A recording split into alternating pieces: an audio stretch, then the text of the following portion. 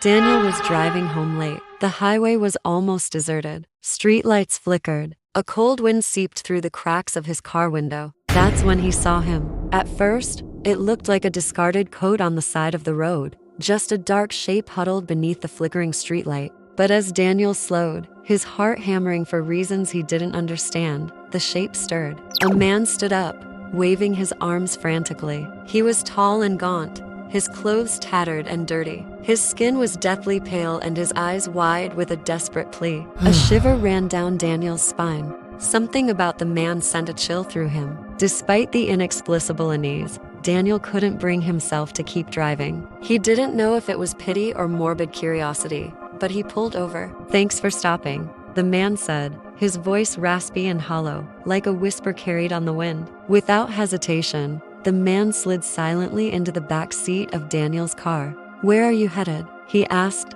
trying to make conversation, hoping to ease the tension. The man didn't answer right away. Daniel could feel his eyes boring into him from the rearview mirror. When he finally spoke, his voice was low and deliberate, sending another chill down Daniel's spine. "I want to go where you're going." The man leaned forward, his face pale and gaunt in the dim light. A wave of unease washed over Daniel, but he kept quiet, unsure how to respond. The interior of the car grew unnaturally cold, and frost began forming along the edges of the windshield. Outside, the night was clear and Daniel's breath hung in the air like mist. He tried to speak, to ask the man why he was here or where he wanted to go, but the words caught in his throat. The man in the back seat shifted, and Daniel stole a glance at the rearview mirror. What he saw made his blood run cold. The back seat appeared empty. Relief surged through him, but it was short-lived. He glanced down and realized the seatbelt was fastened. Slowly, Daniel turned his head toward the back seat again. There was no one there. Then he felt it.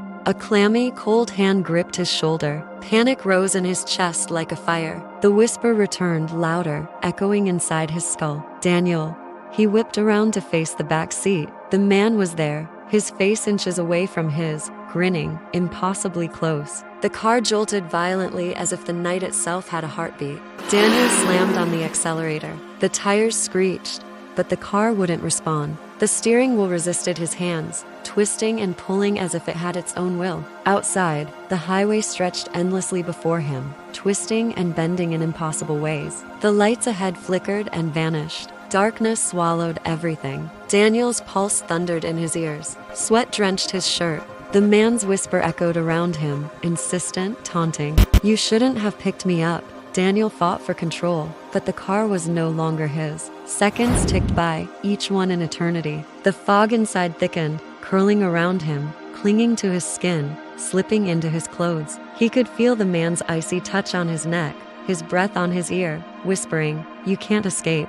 Then, in the mirror, Daniel saw the man's face twisted into a grotesque grin, his lips moving as if tasting Daniel's fear. Desperation clawed at Daniel's throat, but no sound escaped his lips. The road ahead became a blur of darkness, of whispers, of fear. He couldn't escape, couldn't fight. All he could do was watch in horror as the darkness consumed him, pulling him deeper into the nightmare. He didn't know how long this continued, but eventually the darkness lifted slightly. In the distance, he saw a faint light, like another car on the road ahead. Hope surged through him, but as he drew closer, it didn't move. The road opened into a stretch that felt familiar, yet horrifyingly strange. He realized with growing terror that he had passed this point countless times before, but never had it looked like this. The highway was a trap, and he was caught inside of it. The whispers intensified, now almost playful, as though the man in the back seat was enjoying this macabre game. Daniel's mind raced, trying to remember exits, landmarks, anything to break the monotony of the endless highway.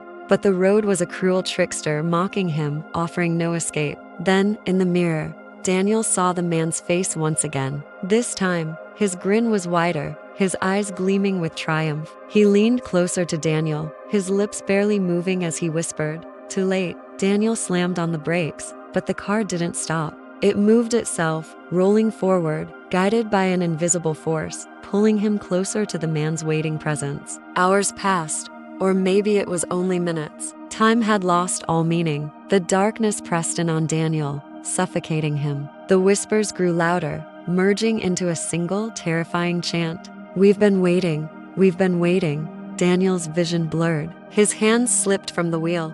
Fear, cold and paralyzing, consumed him entirely, and then silence.